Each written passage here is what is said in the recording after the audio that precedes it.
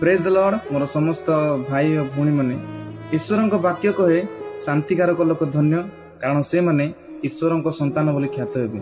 जदि आम ईश्वर संतान बोली कहूचु जदि आम ईश्वर शिष्य बोली कहूचु तेबे आम जीवन रे शांति थिबा दरकार, आम जीवन रे दयालु थिबा दरकार, पुणी आम जीवन रे प्रेम भाव थिबा दरकार।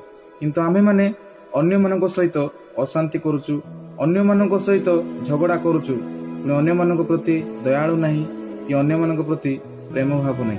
भाई माने मनुष्य जीवन रे निहाती शैतान परीक्षा आसीबो, किंतु सेही समय रे आपण माने अशांति हुअंतु नहीं, सेही समय रे आपण माने कोनोसी भूल निष्पत्ति नियंतु नहीं। जदि लोक माने आपण मानकु गाली करूछंती, जदि लोक माने आपण घृणा करूछंती, तो सेही समय रे सेमानक सहित दया रे प्रेम रे पुणी शांति रे सेमानक सहित व्यवहार करो, कारण प्रभु ख्रीष्ट होउछंती शांति।